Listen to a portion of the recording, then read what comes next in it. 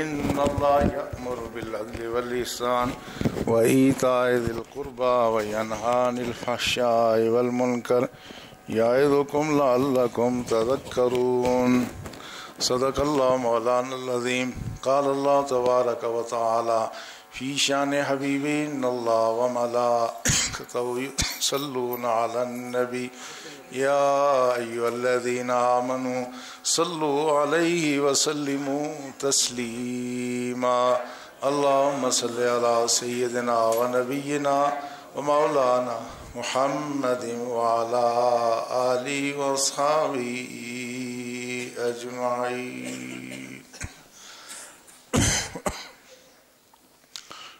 معزز برادران اسلام، ہم گزشتہ سے سابقہ جمعۃ المبارک کے موقع پر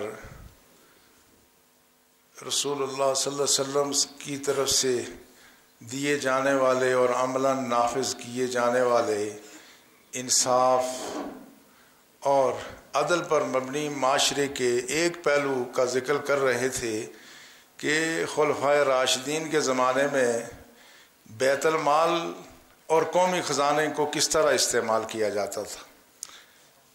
آج بھی اسی بات کو آگے دوسرے پہلو سے بڑھانا مقصود تھا، لیکن آج ایک خاص واقعے کے پیش نظر رسول اللہ صلی اللہ علیہ وسلم کے عدالتی عدل و انصاف کے پہلوؤں کو انشاءاللہ پیش نظر رکھے گفتگو کی جائے گی کہ رسول اللہ صلی اللہ علیہ وسلم جو پاکیزہ دین لے کے آئے تھے اس میں کوئی بھی شخص قانون سے شریعت سے بالا تر نہ تھا. رسول اللہ صلی اللہ علیہ وسلم کی حیثیت جو کہ شارع کی تھی، اللہ کے رسول کا ہر ایک فرمان، آپ کا ہر ایک ارشاد، آپ کا ہر ایک عمل بذات خود اس امت کے لیے قیامت تک کے لیے قانون تھا. رسول اللہ صلی اللہ علیہ وسلم امام الانبیاء ہونے کی حیثیت سے وہ کسی دوسری شخص کے سامنے سوائے اللہ کی ذات کے وہ جواب دہ نہ تھے، لیکن رسول اللہ صلی اللہ علیہ وسلم نے جو نظام عطا فرمایا اس کی بنیاد عدل و انصاف پہ تھی، اور اللہ کے رسول صلی اللہ علیہ وسلم نے جن کا حکم، جن کی سنت خود ایک قانون ہے، آپ نے اپنے آپ کو بھی اللہ کی شریعت سے کبھی بالا تر نہیں سمجھا. یہ ایک بہت بڑا انقلاب تھا کہ ماضی میں اور اس دور میں کوئی ایسی مثال نہ ملتی تھی کہ بادشاہ بھی کسی قانون کے پابند ہوں، بلکہ سمجھا یہ جاتا تھا کہ بادشاہوں کا حکم خود قانون ہے، مگر اللہ کے رسول کے وہ وسیع اختیارات جو اللہ نے آپ کو عطا فرمائے تھے، اس کے باوجود آپ کے ارشادات، آپ کی سنت ہمیں یہ بتاتی ہے کہ رسول اللہ صلی اللہ علیہ وسلم عدل و انصاف کے معاملے میں اپنی ذات کو بھی قانون، ضابطے اور شریعت سے بالا تر ہرگز نہ سمجھتے تھے. اور رسول اللہ صلی اللہ علیہ وسلم کا وہ ارشاد گرامی جو آپ نے بنو مخزوم کی ایک خاتون جس نے چوری کی اور ان کی سفارش کے لیے حضرت اسامہ بن زید آپ کے پاس آئے کہ اس خاتون کا ہاتھ نہ کاٹا جائے، تو رسول اللہ صلی اللہ علیہ وسلم کو یہ بات بہت ناگوار گزری اور آپ نے فرمایا خبردار آگاہ رہو، تم سے پہلی امتیں اس لیے برباد ہوئیں کہ ان میں کوئی امیر آدمی جرم کرتا اس کو چھوڑ دیا جاتا، غریب جرم کرتا اس پہ سزا نافذ کی جاتی. پھر آپ نے وہ تاریخی جملہ ارشاد فرمایا لو سرقت فاطمہ بنت محمد صلی اللہ علیہ وسلم لقطعت یدہا، کہا خدا کی قسم اگر محمد صلی اللہ علیہ وسلم کی بیٹی فاطمہ بھی چوری کر لے، اس خاتون کا نام بھی فاطمہ تھا، تو فرمایا وہ تو بنی مخزوم کی فاطمہ ہے، اگر بنو ہاشم اور محمد صلی اللہ علیہ وسلم کی بیٹی فاطمہ بھی چوری کر لے تو ہاتھ میں اس کے بھی کاٹ کے چھوڑوں گا. یہ ایک واضح پیغام تھا کہ کوئی شخص قانون سے بالا نہیں ہے. اس لیے رسول اللہ صلی اللہ علیہ وسلم نے اس معاملے میں کوئی روح رعایت نہ اپنی ذات سے متعلق کی اور نہ اپنے مخصوص احباب سے متعلق کی. رسول اللہ صلی اللہ علیہ وسلم، حضرت یہ امام ابو داود کی روایت ہے کہ رسول اللہ صلی اللہ علیہ وسلم ایک مرحلے پر مال غنیمت تقسیم فرما رہے تھے تو لوگوں نے جم اکٹھا کر لیا، تو رسول اللہ صلی اللہ علیہ وسلم نے اپنی چھڑی ہلائی اور کہا پیچھے ہو جاؤ۔ ایک شخص کے چہرے پہ ٹھوکر لگ گئی تو آپ نے فرمایا مجھ سے انتقام لے لو۔ اس نے کہا یا رسول اللہ میں نے معاف کر دیا ہے۔ تو اپنی ذات پر بھی اللہ کے رسول صلی اللہ علیہ وسلم اپنے آپ کو انتقام کے لیے پیش کرتے تھے۔ وہ بدر کا واقعہ آپ نے اکثر سنا کہ رسول اللہ صلی اللہ علیہ وسلم نے صفیں سیدھی کرتے وقت ایک شخص جو باہر تھا اس کی پشت پر ٹھوکر لگائے، کہا اس طرح سواد آگے ہو جاؤ، صف سیدھی کرو۔ تو اس سواد نے تھوڑی دیر بعد جو کہا کہ یا رسول اللہ آپ اللہ کے نبی ہیں، آپ نے میری پشت پر چھڑی کی ٹھوکر لگائی ہے تو میں انتقام لینا چاہتا ہوں۔ تو رسول اللہ صلی اللہ علیہ وسلم کے صحابہ پریشان ہو گئے کہ یہ تو منافق تو نہیں ہو گیا، اس کو کیا ہو گیا؟ تو جب رسول اللہ صلی اللہ علیہ وسلم نے فرمایا مجھ سے انتقام لے لو، اس نے کہا یا رسول اللہ جب آپ نے چھڑی لگائی تو میری پشت ننگی تھی، آپ کی پشت ننگی ہوگی تو جب انتقام پورا ہوگا۔ رسول اللہ صلی اللہ علیہ وسلم نے اپنی پشت مبارک سے کرتا اوپر اٹھا لیا، حالانکہ سامنے دشمن کھڑے ہیں۔ یہ کوئی انتقام کا موقع ہے؟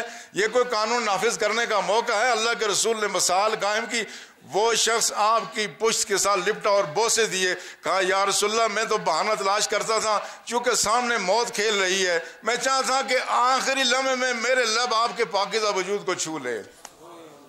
تو اگرچہ صحابی کی نیت تو اور تھی، مگر اللہ کے رسول نے اپنے آپ کو انتقام کے لیے، بدلے کے لیے پیش کر دیا۔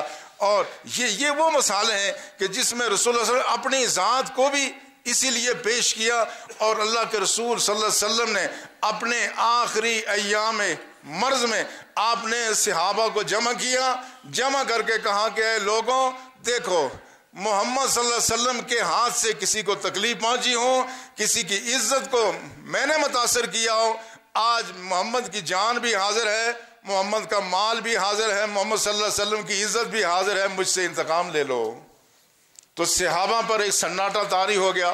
ایک شخص کھڑا ہوا، عرض کیا یا رسول اللہ میرے چند درہم آپ کے ذمہ ہیں۔ آپ نے فرمایا اس کے درہم ادا کر لو۔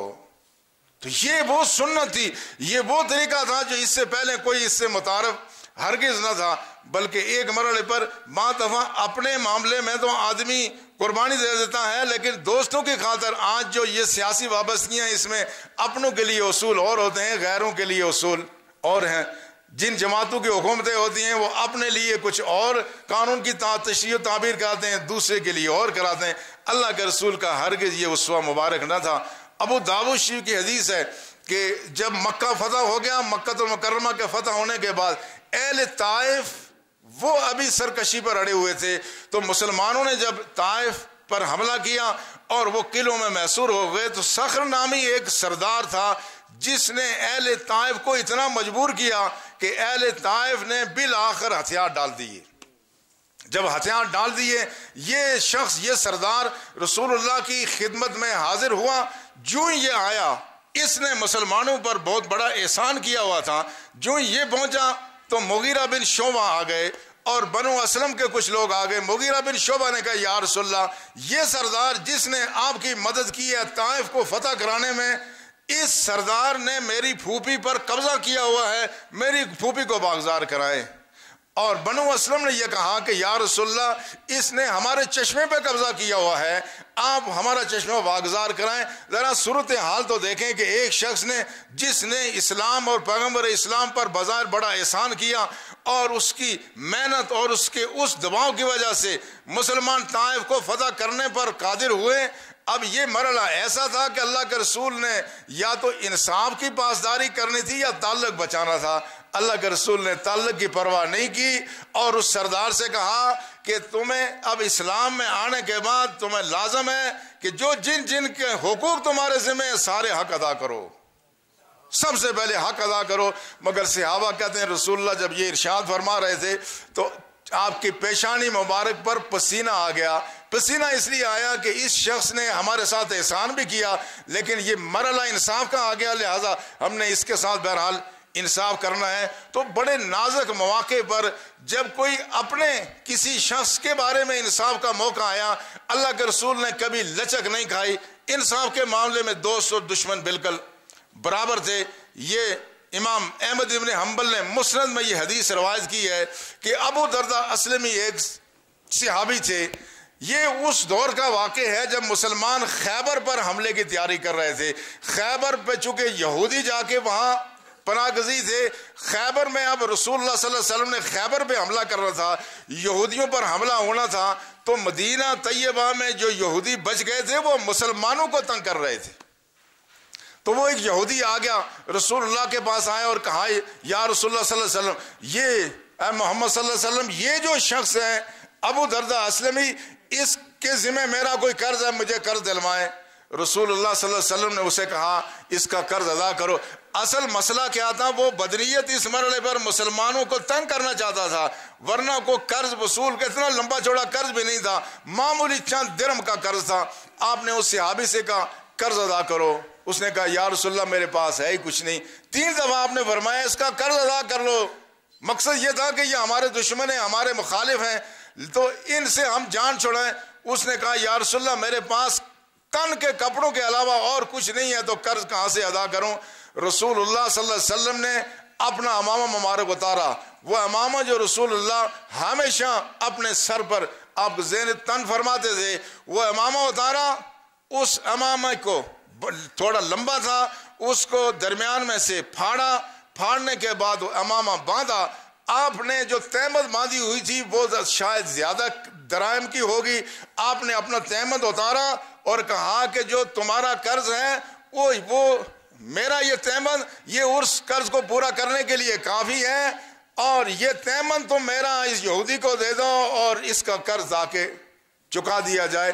اس مرحلے پر جہاں کہ چند درائم کی بات اللہ کے رسول نے انصاف کے دامن کو ہاتھ سے نہیں جانے دیا، عدل و انصاف کیا. اور خلفائے راشدین بھی اسی روش پر قائم رہے. خلفائے راشدین بھی اپنے دور میں عدل و انصاف کی بالادستی پر ان کا یقین تھا اور عملاً انہوں نے نافذ بھی کیا. حضرت عمر کا دور تھا. حضرت عمر کا ایک طرف رعب ہے، دبدبہ ہے اور اتنا جلال ہے، مگر جو عدالتی معاملات میں حضرت عمر نے اپنے آپ کو عدالت قانون سے ماورا نہیں سمجھا. آپ کے اور ایک مشہور صحابی حضرت ابی ابن کعب کے درمیان کسی معاملے میں اختلاف ہو گیا. جب اختلاف ہو گیا تو قاضی یہ زید بن ثابت تھے، یہ دونوں چلے گئے. یہ امیر المومنین اپنا مقدمہ لے کے جا رہے زید بن ثابت کے پاس. خلفائے راشدین اگرچہ قاضیوں کا تقرر خود کرتے تھے، لیکن جب مجھے منصب قضات پر بٹھا دیتے تھے تو پھر ان کے فیصلوں کے اپنے آپ کو پابند سمجھتے تھے.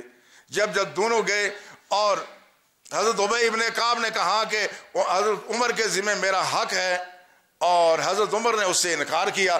پھر ہوا یہ جب یہ وہاں پہنچے تو عدالت میں جب گئے تو حضرت زید بن ثابت کھڑے ہو کے انہوں نے حضرت عمر کو اپنی جگہ بٹھانے کی کوشش کی. آپ نے ان کو اشارہ کیا تم اپنی جگہ بیٹھ جاؤ. ابی ابن کعب کے ساتھ جس طرح کوئی بھی مستغیث یا ملزم جو بھی ہوتے ہیں وہ برابر ایک جگہ کٹہرے میں کھڑے ہوتے ہیں، آپ وہاں بیٹھ کے اس کے بعد جب حضرت ابی ابن کعب نے کہا عمر کے ذمہ میرا حق ہے، اور حضرت عمر نے کہا نہیں تمہیں غلط فہمی ہے، تمہارا میرے ذمہ حق نہیں ہے. اب اس میں اسلام کا اصول یہ ہے البینۃ للمدعی والیمین علی من انکر. جو دعویٰ کرے وہ گواہ پیش کرے، ثبوت پیش کرے. وہ نہ کر سکے تو جس پر دعویٰ ہو اس کو قسم اٹھا لینی چاہیے. اب اصول اور ضابطے کے تحت حضرت عمر کو قسم اٹھانی چاہیے تھی، لیکن زید بن ثابت حضرت عمر کو یہ کہتے ہوئے تحمل کر رہے تھے کہ آپ قسم اٹھائیں. حضرت عمر آگے بڑھے اور آپ نے قسم اٹھائی کہ ان کو غلط فہمی ہے، ان کا میرے ذمہ حق نہیں ہے. جب مجلس سے عدالت برخاست ہوئی تو زید بن ثابت کو کہا یاد رکھو تم اس وقت تک قاضی بننے کے اہل نہیں ہوگے جب تک عمر خلیفۃ المومنین اور خلیفۃ رسول اللہ اور امیر المومنین اور عام آدمی کو جب تک تم برابر نہیں سمجھو گے تم اس وقت تک قاضی بننے کے اہل نہیں ہوگے. یہ وہ اعلیٰ ترین روایات تھی جو آپ نے قائم کی. اس کے بعد کے ادوار میں بھی یہ سلسلہ تسلسل سے جاری رہا، بلکہ حضرت علی نے ایک زمانے میں آپ کی زرہ گم ہو گئی. آپ نے دیکھا کہ ایک شخص یہودی بازار میں عیسائی بازار میں وہ زرہ بیچ رہا ہے. آپ نے دیکھا تو فوراً قاضی کے پاس آ گئے اور قاضی کو آ کے بتایا کہ میری زرہ فلاں عیسائی کے پاس ہے بازار میں، اس کو وہاں دیکھا ہے. اب فرض کر رہے ہیں ہم اپنی کوئی چیز اگر کسی کے پاس دیکھیں جو ہماری گم شدہ چیز ہو تو اتنا کوئی غصہ کی ٹائم دینا فوراً کسی ہن لے آخلے کہ بھئی ہماری چیز میں کر قدرت اگا دی. ہمارے ہاں یہی ہوتا ہے نا, ہم تو فوراً چھینیں گے, جھپٹیں گے, فوراً لے لیں گے. آپ نے اس پر چھینا جھپٹی کرنے کے بجائے, چھیننے کے بجائے قاضی کی عدالت میں گئے. جب قاضی نے بلایا تو کہا علی سے کہ آپ شہادت پیش کریں, آپ کوئی گواہی پیش نہ کر سکے. اس نے کہا گواہی کے بغیر یہ زرہ آپ کو دی نہیں جا سکتی, چونکہ آپ کے پاس گواہی نہیں ہے, لہٰذا یہ زرہ واپس عیسائی کو ہی ملے گی. یہ وہ اصول, یہ وہ اعلیٰ روایات تھی جو خلفائے راشدین نے قائم کی, مگر یہ بعد کے ادوار میں یہ روایات عدالتی انصاف یہ روز بروز کم ہوتا گا. یہ جو درمیان کا 20 سال کا دورانیہ ہے, 40 ہجری سے لے کر کے اور 60 ہجری تک, اس میں حضرت امیر معاویہ کا جو دور آیا, اس میں پھر یہ سلسلہ قائم نہ رہ سکا. پھر خلیفہ کی مرضی, امیر المومنین خواب نام نہادی کیوں نہ ہو, ان کی مرضی ہی قانون ہو گئی. رسول اللہ صلی اللہ علیہ وسلم کے زمانے میں جو ضابطے اور رسول تھے وہ اب مسلمانوں کے حکام نے اپنی مرضی سے تبدیل کرنے شروع کر دیے. آج بھی جب بھی کوئی اسلامی قانون کے نفاذ کی بات ہوتی ہے تو ہماری غیر مسلم اقلیتیں چیخ اٹھتی ہیں کہ ظلم ہو رہا ہے, بڑی زیادتی ہو رہی ہے, اسلام نافذ ہوگا تو ہم کدھر جائیں گے. حالانکہ ان ظالموں کو یہ پتہ نہیں ہے اسلام نافذ ہو گیا تو تمہیں انصاف ملے گا. یہ جو مار دھاڑ کا یہ جو موجودہ نظام ہے, اس میں نہ اقلیت کو اپنا حق ملتا ہے نہ اکثریت کو حق ملتا ہے. یہ اگر یہ نظام تبدیل ہو جائے, وہ اسلام کا عادلانہ نظام قائم ہو جائے, تو اس نظام کا فائدہ اکثریت کو بھی ہوگا, اقلیت کو بھی ہوگا, یہودی کو بھی ہوگا, نصرانی کو بھی, ہندو کو بھی, سکھ کو بھی, سب کو فائدہ ہوگا. تو اس لیے اس زمانے میں بھی یہ ہوا, جب انصاف تھا تو رسول اللہ صلی اللہ علیہ وسلم نے فرمایا, آپ نے فرمایا دیت الیہودی والنصرانی وکل ذمی کدیت المسلم. آپ نے فرمایا کوئی شخص اگر قتل خطا میں مارا, جب مر گیا تو اس کی دیت اور مسلمان کی دیت برابر ہوگی. وہ یہودی اور نصرانی ہو, کسی بھی غیر مسلم کسی قوم سے تعلق رکھتا ہو, اس کی دیت مسلمان کی دیت کے برابر ہوگی. یہ انصاف کے دور میں یہ تھا. حضرت امیر معاویہ نے کیا, آپ نے کہا نہیں, اب کوئی عیسائی یہودی غیر مسلم مر جائے, اس کی دیت جو ہے وہ اس کو نصف ملے گی, باقی آدھا نصف ہے مسلمانوں کا حکمران خود لے لے گا. یہ ہے تبدیلی ملوکیت میں اور شخصی آمریت میں. اسلام میں جب تک اسلام میں یہ سلسلہ جاری رہا, جب تک اسلام نافذ تھا, اس میں غیر مسلموں کے لیے رحمت ہے. لیکن جب ملوکیت کا, شخصی آمریت کا, خاندانی بادشاہتوں کا نظام نافذ ہو, اس میں پھر نہ اقلیت کو پورے حقوق ملتے ہیں نہ اکثریت کو ملتے ہیں. اسی زمانے میں عمر نامی ایک شخص نے, جو حضرت امیر معاویہ کے زمانے میں تھا, اور یہ بصرے میں خطبہ دے رہا تھا مسجد میں, تو خطبہ دیتے ہوئے اس نے کیا, خطبہ دیتے ہوئے اس نے شاید حضرت علی رضی اللہ تعالیٰ عنہ کے بارے میں کوئی بے خدا بات کہی. تو ایک شخص سامنے بیٹھا ہوا تھا, اس نے زمین سے اٹھا کے کنکر مارا کہ تم ایسی بے خدا بات کرتے ہو. اس نے فوری طور پر اس کا ہاتھ کٹوا لیا. جب ہاتھ کٹوایا, اب یہ مسئلہ گیا حضرت امیر معاویہ کے بعد, تو حضرت امیر معاویہ نے یہ کہا کہ ہاتھ کی دیت تو میں دلا دوں گا بیت المال سے, لیکن ہاتھ کے بدلے میں ہاتھ نہیں کٹے گا, چونکہ میرے جو عمال اور گورنر ہیں ان پر حد نافذ نہیں ہوں گی. یہ ملوکیت کا انداز ہے. مگر جب اسلام جب صحیح طور پر نافذ ہوں, اس میں سب کا تحفظ ملتا ہے اور سب کی عزت, سب کا احترام ہوتا ہے. یہی سلسلہ بنو عباس کے دور میں بھی رہا.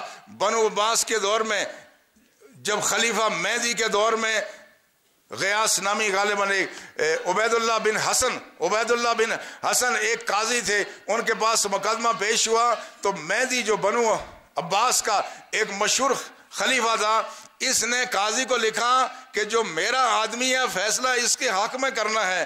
قاضی نے فیصلہ نہیں کیا تو اس کو سبکدوش کر دیا گیا. یہی حالت آگے بھی تھی. ہارون رشید جس کا بڑا نام ہے, علم و فضل میں اس وقت کا بڑا نام ہے, مگر ہارون رشید کی بیگم زبیدہ کا ایک خاص شخص تھا, اس کا مقدمہ گیا ایک قاضی کے پاس. قاضی نے فیصلہ اس کے خلاف کیا. جس دن فیصلہ خلاف کیا, اگلے دن اپنے منصب قضا سے برطرف کر دیا گیا. یہ وہ ملوکیت کا زمانہ تھا کہ جس میں بادشاہوں کی مرضی قانون ہوتی تھی۔ اسی دور میں ایک اور فتنہ برپا ہوا جس کو زنادقہ کہتے ہیں۔ زندیق اس دور میں پیدا ہوئے۔ یہ زندیق کون سے لوگ تھے؟ یہ آج کے دور کے جو دہریے ہیں یہ اس دور کے زندیق تھے۔ یہ خدا اور رسول کو برا بھلا کہتے تھے۔ یہ زندیق بنو عباس کے دور میں پیدا ہوئے، مگر اس زمانے کے جو خلفاء تھے انہوں نے ان زندیقوں کے خلاف، خدا رسول کے دشمنوں کے خلاف، دہریوں کے خلاف قانون کو حرکت دی اور ان کو قرار واقع سزا دلائیں۔ مگر یہ جو سلسلہ آگے چلا آ رہا ہے، اس میں جب یہاں بر صغیر تک ہم آتے ہیں، ایک خاص حوالے سے میں اس بات کو تھوڑا سا آگے بڑھانا چاہتا ہوں۔ بر صغیر میں جب اینگلو سیکسن قانون یہاں نافذ ہوا، جب انگریزوں نے یہاں 1860 میں یہاں اینگلو سیکسن قانون نافذ کیا تو انڈین پینل کوڈ یہاں نافذ ہوا۔ یہ تھا تو برٹش پینل کوڈ ہی، لیکن اس کو انڈین پینل کوڈ کا نام دیا گیا۔ اس میں بھی وہ جو زندیقیوں کا وہ جو سلسلہ تھا، مذہب کی بے حرمتی، خدا رسول پر حملے، یہ وہی سلسلہ چلا آ رہا تھا۔ اس دور میں پھر انگریزوں نے تعزیرات ہند کی دفعہ 153A وہاں اس میں شامل کی، جو پہلے برطانیہ میں بھی تھی، کہ کوئی شخص کسی کے مذہبی جذبات پر اگر حملہ کرے گا تو اس کو سزا دی جائے گی، مختلف سزا تھی۔ لیکن اس کے علاوہ مزید کوئی قانون سازی نہ تھی کہ جو مقدس مذہبی شخصیات ہیں، انبیاء اکرام کی کوئی توہین کرے، قرآن کی توہین کرے، مذہب کی توہین کرے، تو اس کے لیے کوئی الگ سے قانون موجود نہ تھا۔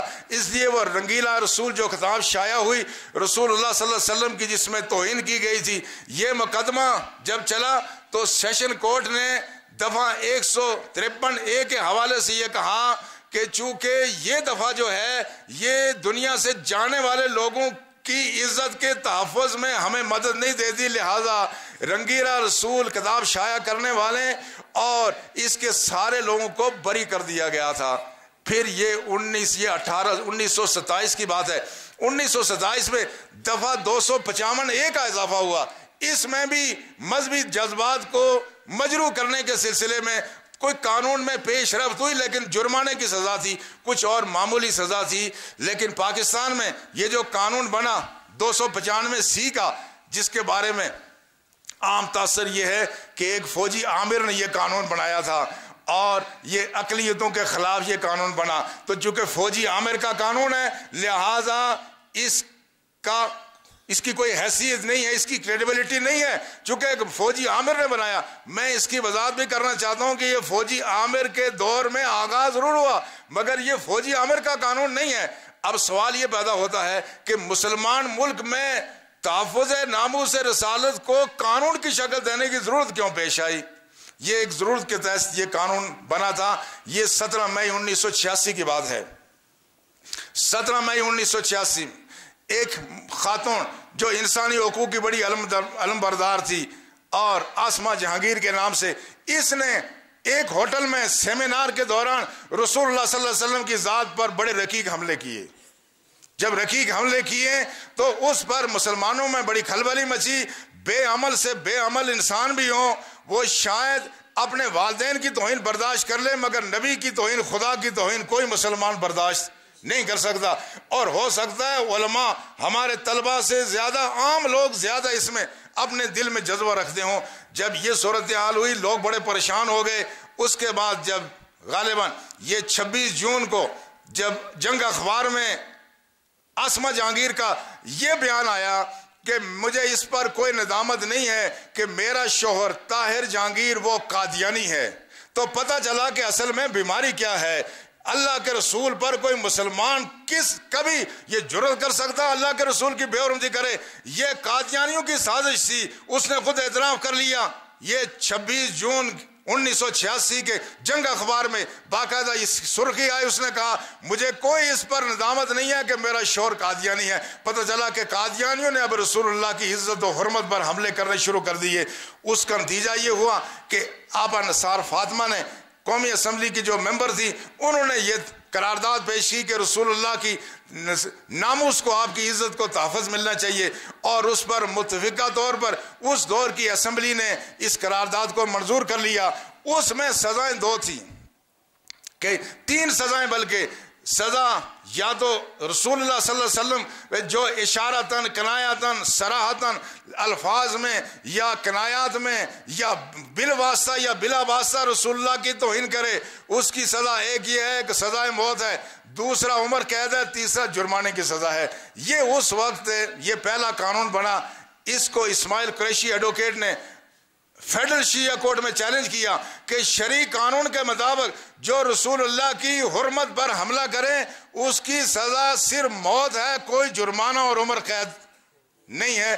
اس پر پھر باقاعدہ اس پر سماعت ہوئی، ایک طویل عرصے تک سماعت ہوئی، اور یہ 1990 میں غالباً، یہ 1990 کی بات ہے کہ اس میں غالباً 30 اکتوبر 1990 کی بات ہے، شریعت کورٹ نے متفقہ طور پر یہ فیصلہ کیا کہ اس میں سزا صرف یہ عمر قید نہیں ہوگی، سزا صرف موت ہوگی۔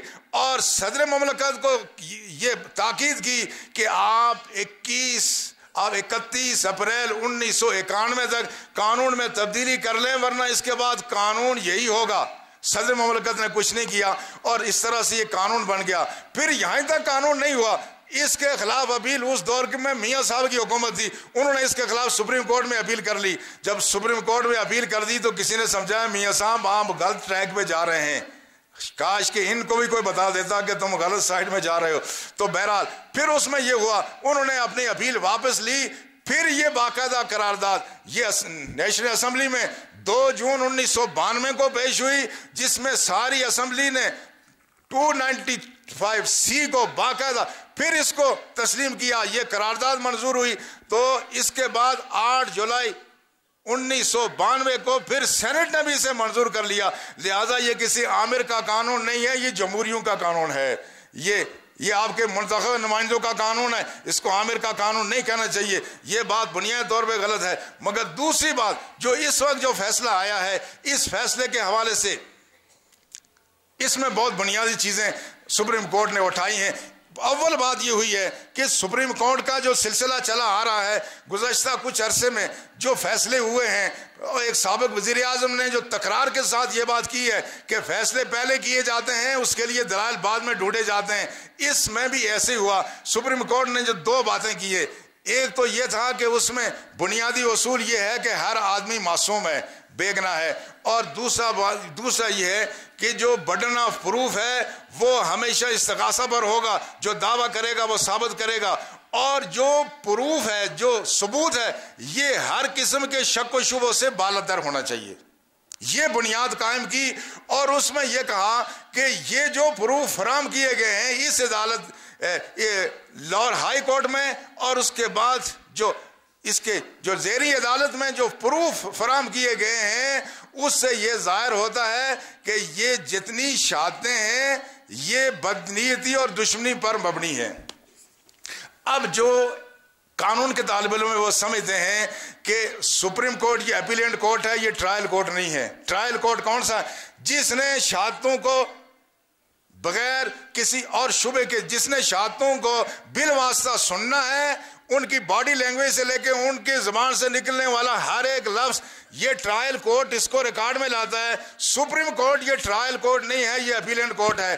اب یہ بات کہنا کہ جتنے گواہ پیش ہوئے یہ سارے اس کے دشمن تھے، سپریم کورٹ کو الہام ہوا، اگر یہ بات اس کا مطلب ہے جو ہائی کورٹ تھا، ہائی کورٹ کے جج بیوقوف تھے، جو ٹرائل کورٹ اس سے لوور کورٹ تھا ان کے جج بیوقوف، جنہوں نے گواہوں کو سامنے بلا کر کے سنا ہے وہ کہتے ہیں کہ واقعی توہین رسالت ہوئی ہے۔ سپریم کورٹ کو کیا الہام ہو گیا کہ اس میں یہ مخالفانہ شہادتیں ہیں، لہٰذا یہ ایک بڑی کمزور بنیاد پر یہ فیصلہ ہوا ہے، اور اس میں یہ کہا گیا کہ بالکل اس میں کوئی ثبوت فراہم نہیں کیا جا سکا۔ یہ بالکل یہ بات ناقابل، میں قانون کے طالب علموں کے لیے یہ بات سمجھنا مشکل ہے کہ ایک اپیلینٹ کورٹ اس طرح سے ان شہادتوں کو مسترد کیسے کرتا ہے۔ مگر اس میں یہ بات بھی پیش نظر رہے، ہم اس بات کے حق میں ہرگز نہیں ہیں۔ سپریم کورٹ کا جو فیصلہ ہے وہ لگتا ہے کہ یہ کوئی تبلیغ کر رہے ہیں، اور اس میں کلمہ شہادت سے، کلمہ شہادت لکھنے سے فیصلے اسلام کے مطابق نہیں ہوتے، حدیثوں اور قرآنی آیات کا حوالہ دینے سے فیصلے اسلام کے مطابق نہیں ہوتے. یہ حدیث پیش کرنا کہ رسول اللہ نے فرمایا جو کسی غیر مسلم پر ظلم کرے گا اس کی طاقت سے زیادہ بوجھ اس پر ڈالے گا, قیامت کے دن میں اس کی طرف سے مقدمہ لڑوں گا. یہ حدیث تو درست ہے. ہم کہتے ہیں کہ کسی مسیح کو اس کے عیسائی ہونے کی بنیاد پر, اس آسیہ کو عیسائی ہونے کی بنیاد پر کبھی بھی کوئی سزا نہیں دی جا سکتی. یہ اصل مسئلہ ہے توہین رسالت کا. تم عیسائیت کے حق میں جو حدیثیں کوٹ کرتے ہو یہ بالکل irrelevant ہیں, یہ غیر ضروری اور فرسودہ اس لیے ہیں کہ یہاں مسئلہ یہ بحث ہے ہی نہیں کہ عیسائیوں کو کیا حق حاصل ہیں, وہ تو اپنے طور پہ مسلم ہے عیسائیوں کے حق. مسئلہ یہ ہے کہ کوئی عیسائی یا نام نہاد مسلمان یا کوئی مسلمان کے گھر میں پیدا ہونے والا مرتد اگر توہین رسالت کا ارتکاب کرے تو اس کی سزا کیا ہوگی؟ اس کی سزا موت ہی ہے. اس لیے یہ جو سلسلہ ہے اس کو بڑا پیچیدہ بنا دیا گیا ہے, لیکن اس کو ہم اہل وطن سے یہ اپیل بھی کرتے ہیں, ان سے بھی یہ مطالبہ ہے اس میں اپنا احتجاج کریں مگر پرامن احتجاج کریں. احتجاج کیوں ضروری ہے؟ احتجاج اس لیے ضروری ہو گیا ہے کہ اب جو بین الاقوامی قانون ہے یہ 25 اکتوبر کو جو European court of human rights نے جو ایک خاتون آسیہ کی جس نے 2009 میں رسول اللہ صلی اللہ علیہ وسلم کی شان میں بے ادبی کی تھی اور اس کو پہلے $6,800 کا جرمانہ ہوا تھا, 25 اکتوبر کو جو اس کورٹ نے جس میں 7 بڑے مستند جج تھے انہوں نے اس میں یہ موقف اختیار کیا کہ رسول اللہ صلی اللہ علیہ وسلم کی عزت پر حملہ کرنا یہ اس کو اظہار آزادی کا قانون اس کا تحفظ نہیں دیتا, اس لیے کہ اس سے لا اینڈ آرڈر کا مسئلہ پیدا ہوتا ہے. اب قانون کی تعبیر یہ ہو رہی ہے کہ جہاں لا اینڈ آرڈر کا مسئلہ پیدا ہوا تو یہ جرم بنے گا, اگر لا اینڈ آرڈر کا مسئلہ پیدا نہ ہوا تو یہ جرم نہیں بنے گا. ہم کہتے ہیں ہم لا اینڈ آرڈر کا مسئلہ پیدا کر کے دکھائیں گے مگر ہم قومی املاک کو برباد نہیں کریں گے. ہم ریاست کے اداروں کی عزت اور توقیر پر اپنے طور پر ہم حملے نہیں کرتے. اگر کوئی خود اپنی توقیر گنوا بیٹھے تو یہ اس کا اپنا قصور ہے, ہمارا نہیں. ہمارے نزدیک سپریم کورٹ ملکی عدالت ہے, انہیں پھونک پھونک کے قدم رکھنا چاہیے. اور ایک طرف اگر کوئی آدمی توہین عدالت کرے وہ معافی بھی مانگے تو تم کہتے ہو نہیں ہم معاف نہیں کرتے, جو توہین رسالت کرے تم اس کو بری ذمہ کرتے ہو. ذرا اس ملک میں یہ بھی فیصلہ کرنا ہوگا کہ توہین عدالت بڑا جرم ہے یا توہین رسالت بڑا جرم ہے. اس لیے ہم سارے اداروں سے یہ توقع رکھتے ہیں کہ خام کا اس میں وہ کودنے کی کوشش نہ کریں. وزیر اعظم صاحب خام خواہ کود پڑے مگر ہم سمجھتے ہیں کہ فوج کا اس میں کوئی قصور نہیں ہے, یہ تو صرف عدلیہ سے متعلق بات ہے. لہذا آج بھی جمعے کی نماز کے بعد انشاءاللہ احاطہ عدالت میں ایک پرامن احتجاجی جلسہ ہوگا. آپ سے گزارش ہے کہ اس میں ضرور شریک ہوں. آپ کہیں گے فیصلہ ہو گیا, فائدہ کیا ہوگا؟ ہاں اس کا فائدہ ہوگا, یہ میسج آئے گا کہ رسول اللہ کی عزت کے محافظ ابھی زندہ ہیں. کسی نے قانون کی تعبیر اگر اپنی مزاج کے مطابق کی تو پھر یہ قانون اس ملک میں چلے گا نہیں. اور حکومت کو یہ غلط فہمی بھی ہو کہ ہم نے دہشت گردوں کو اتنوں کو دبا دیا. دہشت گرد اور ہوتے ہیں, عاشقان رسول اور ہوا کرتے ہیں. ہم دہشت گرد نہیں ہیں, ہم عاشقان رسول ہیں. اللہ اکبر یا رسول. اس لیے اس سرزمین سے, اپنے ملک سے, اپنے اداروں سے پیار یہ ہماری سرشت میں ہے, ہماری خمیر میں یہ چیز موجود ہے. اس لیے آپ حضرات بھی جمعے کے بعد وہاں اس میں شرکت کریں. پرامن احتجاج ہوگا تاکہ ہم یہ پیغام ان اداروں تک پہنچا دیں جو قانون کی تشریح و تعبیر میں احتیاط سے کام نہیں لے رہے ہیں. اللہ ہمیں توفیق عطا فرمائے. وما علینا الا البلاغ.